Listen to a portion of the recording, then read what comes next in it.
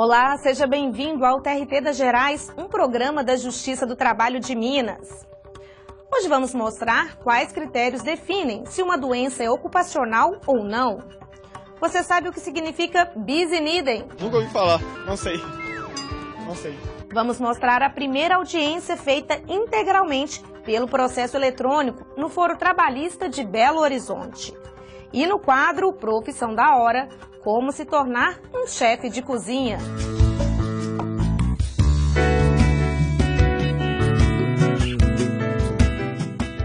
Tudo isso agora, no TRT das Gerais.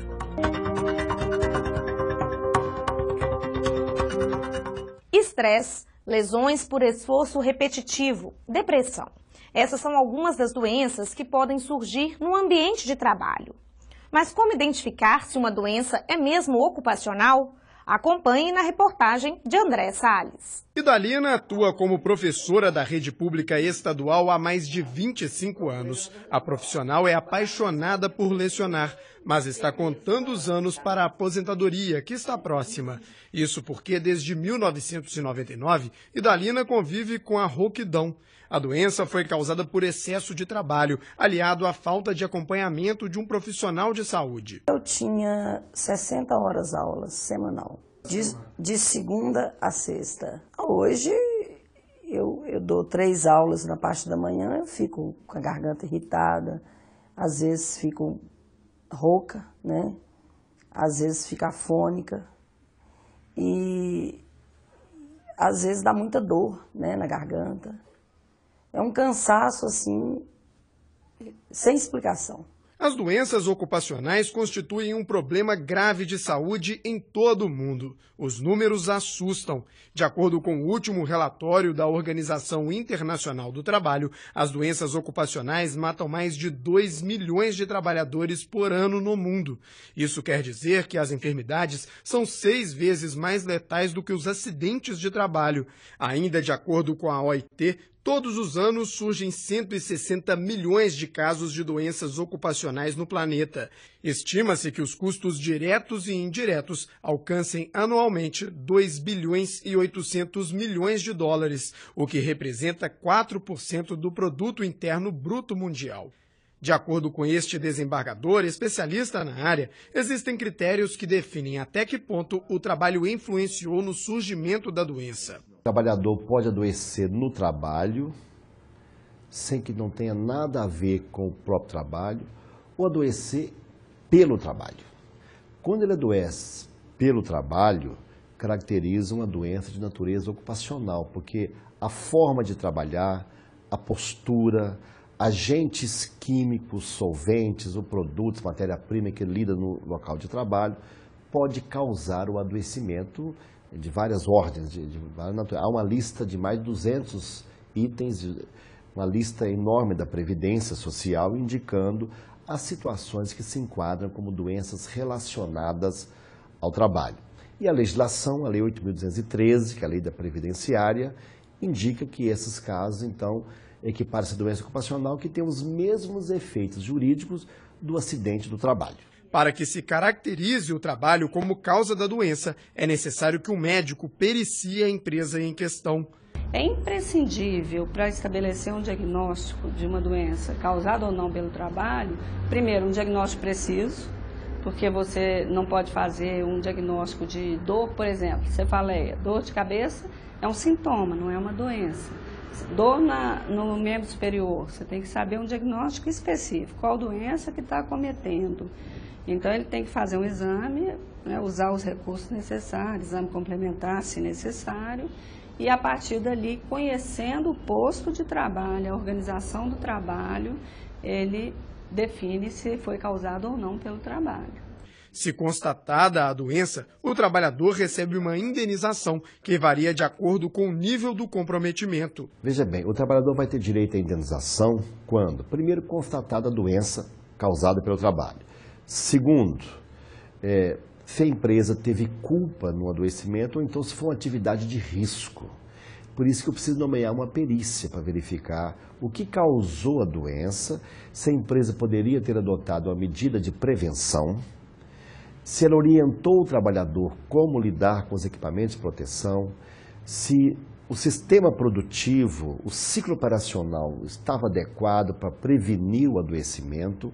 Analisando tudo isso, o juiz vai verificar a doença, o grau do déficit funcional, a incapacidade que ela causou e arbitra, diante disso, uma indenização para compensar o trabalhador do prejuízo que ele sofreu. Quem atua na área garante que a prevenção é a forma de reduzir o número de trabalhadores afetados por doenças ocupacionais. A gente tem que ter em mente que o Ministério do Trabalho tem várias regulamentações que vão tratar disso e que nós precisamos segui-las, como um bom posto de trabalho, um bom mobiliário adequado, pausas para descanso, controle do tempo de trabalho daquela pessoa que vai ficar ou digitando, ou prestando um atendimento, ter um pouco mais de flexibilidade nas metas de produção da empresa, porque as pessoas não são máquinas, a gente não tem como estipular uma produtividade e esquecer que as pessoas têm variações individuais, que aquela pessoa um dia está um pouco mais doente, um dia está mais cansada, ela não vai conseguir fazer essa produção que é exigida diariamente, todos os dias aí do mês. Agora é hora do quadro O que é isso? Você sabe o que significa bis in idem? Que é isso? O que é isso? O que é isso? O que é isso? O que é isso?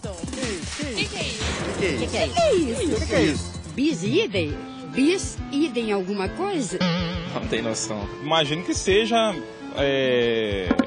a mesma coisa, não? Esse item? Não sei. Quer nem chutar? Não, prefiro nem... Não sei. Nunca ouvi falar. De jurídico eu não entendo nada. Bis in idem é como se fosse uma repetição, né? É como se você estivesse, no caso aí, usando um termo jurídico, é quase um pleonasmo. Bis idem não. Há tantos termos que surgem todos os dias, eu não consigo acompanhar, não. Na verdade, não sei. Não sei. Não sei.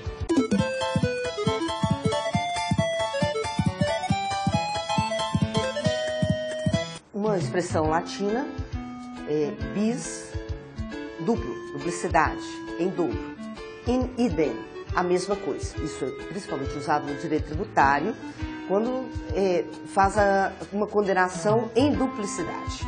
Ou quando se pede que não exista uma condenação em duplicidade. Bis, dois, idem, sobre a mesma coisa. Então, indefere-se determinada pretensão sob pena de bis in idem, sob pena de pagamento em dobro.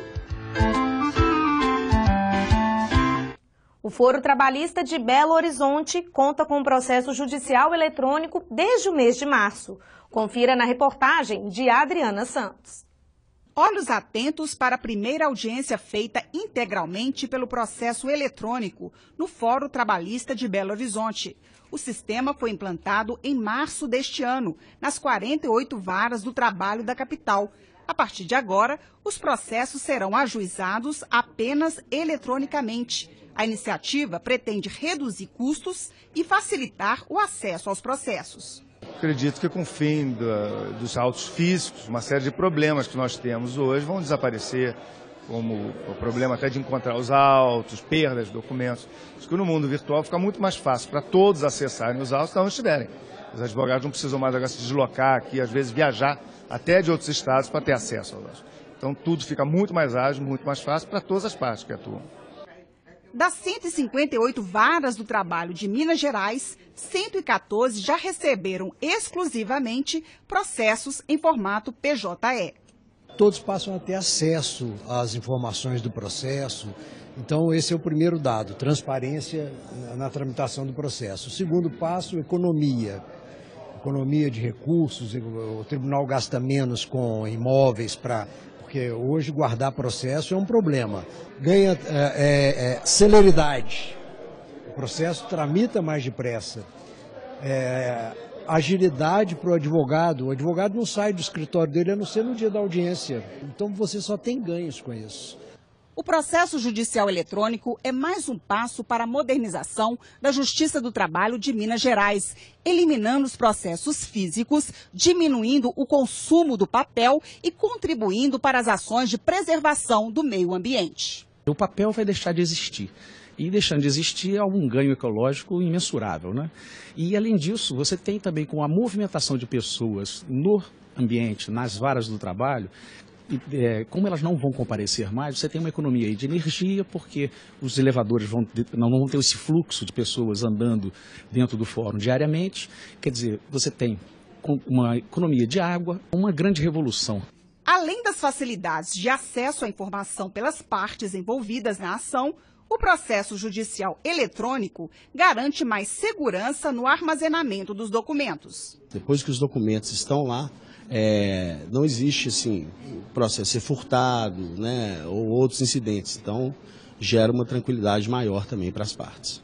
Para marcar simbolicamente o dia de hoje, foi descerrada a placa alusiva à implantação do sistema de processo judicial eletrônico, PJE, em todas as varas do Fórum da Justiça do Trabalho da capital. Estiveram presentes no Fórum Trabalhista a presidente do TRT de Minas Gerais, advogados, juízes e as partes envolvidas na audiência. Isso está marcando um divisor de águas na Justiça do Trabalho em Minas, porque Belo Horizonte, que são 48 varas de uma vez só, todas agora no PJE. E nós estamos, então, otimistas e esperando que isso traga muita agilidade para os nossos juízes, facilidade para os advogados. Então, nós estamos marcando esse momento com a placa, né? A placa tem ali uma frase emblemática, que é para ficar exatamente marcado esse momento em que o processo do trabalho em Belo Horizonte se torna totalmente eletrônico.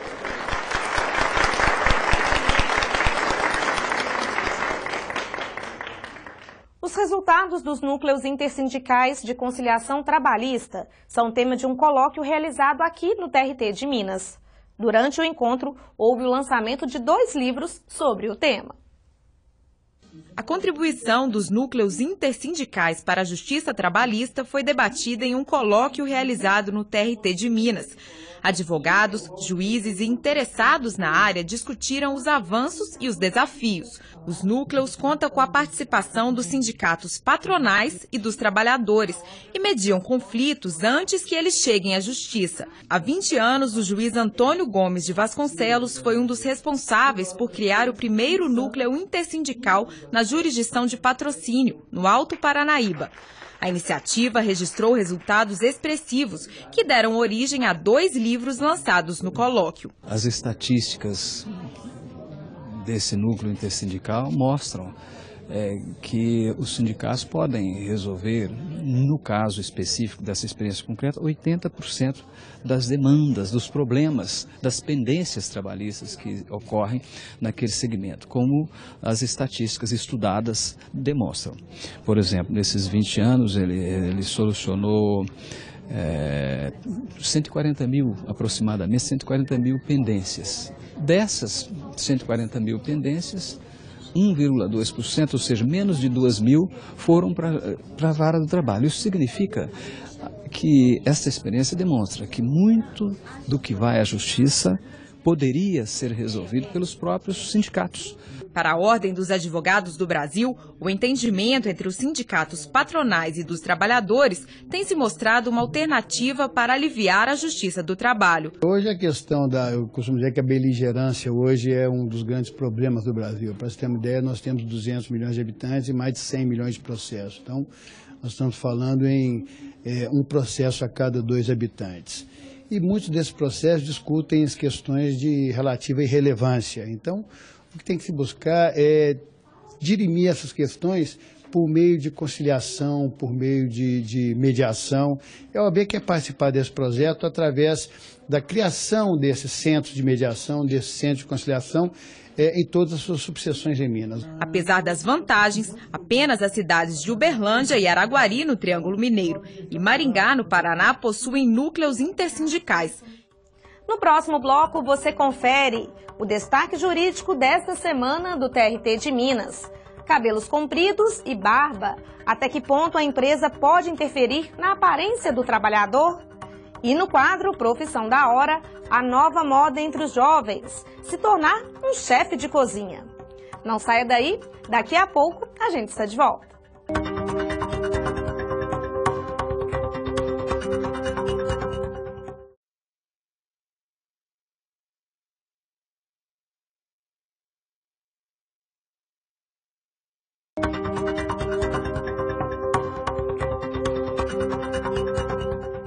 Estamos de volta com o TRT das Gerais. Confira agora o destaque jurídico desta semana.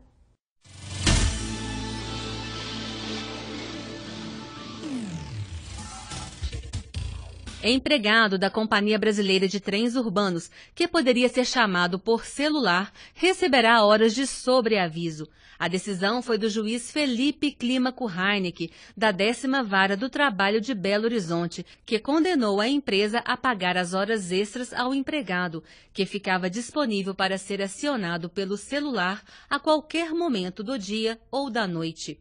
Isso porque os empregados da CBTU prestam serviço em escalas de plantão para a manutenção dos trens urbanos e ficam com o telefone celular 24 horas ligado. Como os plantões não foram pagos corretamente, o empregado teve direito às diferenças salariais requeridas.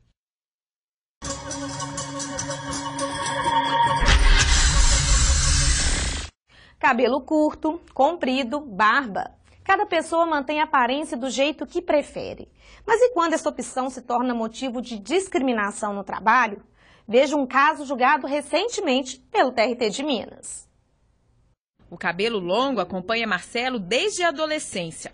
Em 44 anos, só foi cortado 4 vezes. Eu acho que é uma questão de família, né? Primeiramente, meus irmãos também já tinham cabelo mais longo, né? Não havia esse problema da nossa família. Também sou de origem indígena também. Então, acho que é uma coisa que me adapto bem, me sinto bem assim. Ele presta serviço como operador de áudio no TRT de Minas. Em um ambiente formal, a aparência diferente se destaca. Mas Marcelo conta que nunca sofreu preconceito por causa do cabelo. Quando eu fui trabalhar, né, eu já usava o cabelo longo. Então, quem ia me contratar já sabia desse detalhe. E segundo também, acho que a minha postura de trabalho. Quem também me contratava pelo que eu sabia fazer. Né, e como eu me comportava no serviço, que também tem uma parcela também você tem que saber se comportar onde você está.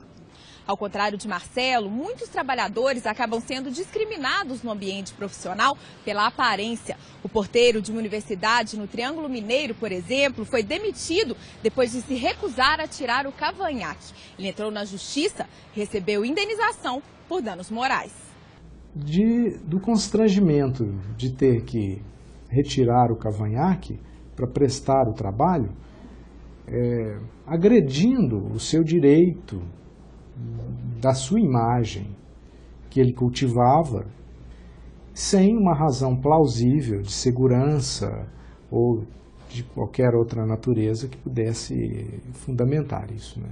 O juiz explica que as empresas podem impor regras em relação à aparência dos funcionários, mas elas devem ser esclarecidas antes do início do contrato de trabalho. Se a empresa resolve fazer uma contratação, ela deve deixar bem claro que ela não admite trabalhadores que usam barba, por exemplo, por questão de higiene ou de segurança.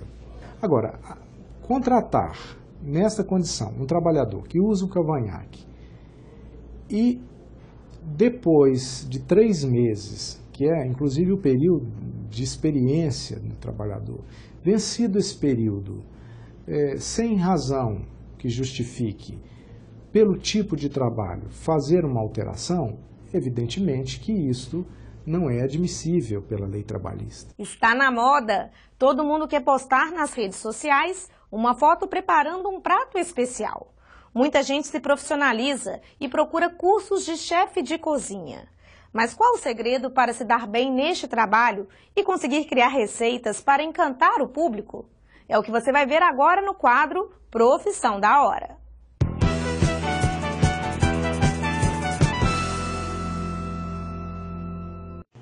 Um ano e meio depois de abrir um restaurante em um dos pontos nobres de Belo Horizonte, Carlos decidiu assumir também a cozinha do negócio. E deu certo. De lá para cá, houve 15% de crescimento. A explicação se confunde com as responsabilidades de um chefe de cozinha. O chefe, por carregar essa responsabilidade de levar a comida até a mesa, ele é fundamental que ele entenda todo esse início e participe desse início também, não só com ideias, mas sim com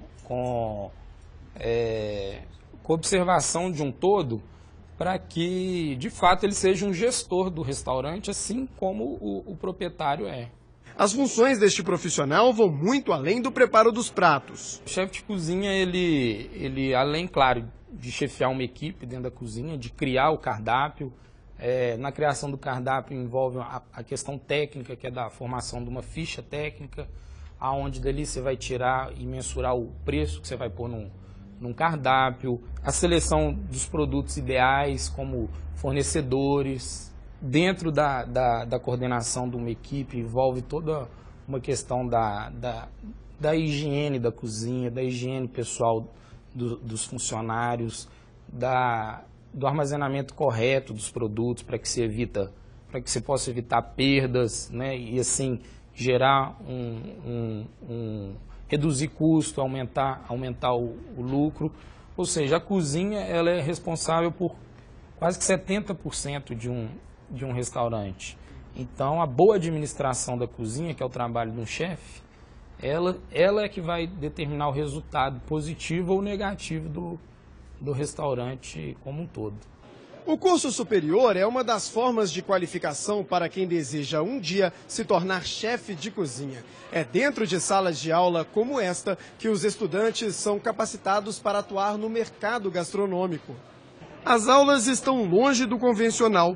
Aqui o professor orienta para que as receitas saiam da forma como os alunos aprenderam nas aulas teóricas. Tem que colocar mais farinha, ela tem que ficar parecendo uma farofa e se você apertar, ela vai ficar como uma vassoura. Antes o profissional de cozinha, ele saía para o mercado muito cru, ele tinha que aprender tudo na prática. Hoje a gente forma aqui gente que já sai para o mercado com uma experiência, conhecendo o que vai trabalhar. Ora, isso, o nosso mercado de trabalho hoje precisa de uma mão de obra qualificada. E a gente ainda forma o aluno para a área de gestão também, ele sabe gerir o negócio, né? Isso eu acho que é importante, que o aluno tenha uma visão mais ampla de todo o processo gastronômico. O mercado gastronômico no Brasil responde por 2,4% do produto interno bruto do país e por 8% dos empregos diretos. Isso quer dizer que 6 milhões de pessoas estão empregadas no setor, que tem o chefe de cozinha como topo da carreira. O chefe é um cargo que você vai ter, né? E precisa de experiência. Nem todo mundo vai se tornar chefe, porque chefe tem que ter liderança, tem que saber gerir, tem que cuidar de uma equipe grande, né? Para chegar a chefe de cozinha existe toda uma hierarquia. Agora, hoje o mercado é muito mais que isso. Você não precisa ser um chefe de cozinha às vezes, tá? Você pode atuar como professor, como a gente fala aqui, pode ser personal chefe, pode ter seu próprio negócio, pode ter uma cozinha que você dá aula de culinária, pode apresentar produtos para a empresa de alimentos. Então, o campo hoje é muito vasto. Quem atua na área percebe um mercado aquecido, mesmo em tempos de crise. A gastronomia, com certeza, é um mercado em crescimento, porque cada dia tem mais procura, tem mais demanda, e hoje tem até que mudar até os salários dentro do mercado, né? Porque o profissional hoje já sai qualificado, com um curso superior. De uns 3 anos para cá, tá cada vez mais em evidência a profissão do chefe de cozinha. É uma profissão, sim, em crescimento, é uma profissão que tem cada vez tendo mais valorização no mercado de trabalho como um todo. Com o cenário favorável, o que não faltam são pessoas interessadas em ingressar na área. Nesta faculdade, a primeira a oferecer o curso na capital mineira, são 820 alunos matriculados. Eu venho de uma área que é a área de informática. Foi um tempo muito desgastante e resolvi mudar. Então estou fazendo gastronomia, acho que é uma área que está em voga agora,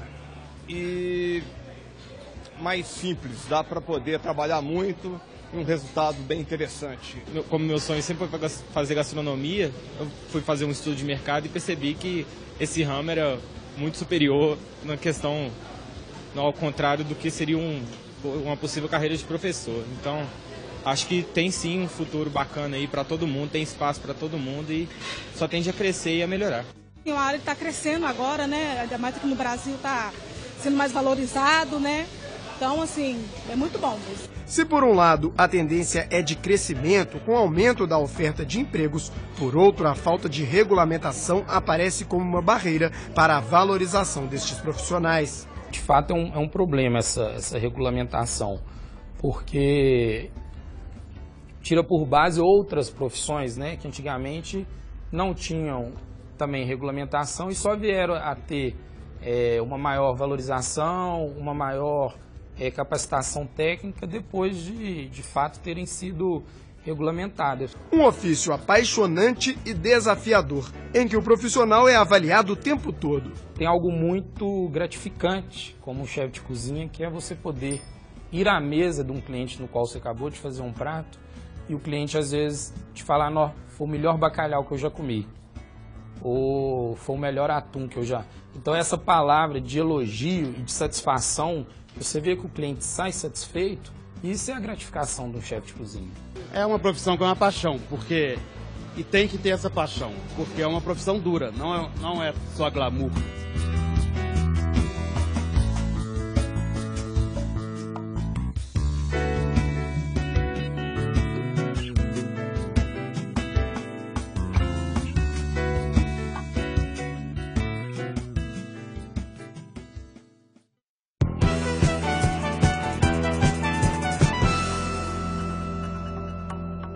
O TRT das Gerais fica por aqui. Assista a reprise deste programa toda terça e quinta-feira, às 10 horas da noite, aqui mesmo na TV Justiça. Você também pode acessar a nossa programação no site trt3.jus.br. Estamos também no YouTube, Facebook e no Twitter. Semana que vem a gente volta com mais notícias de Minas. Até lá!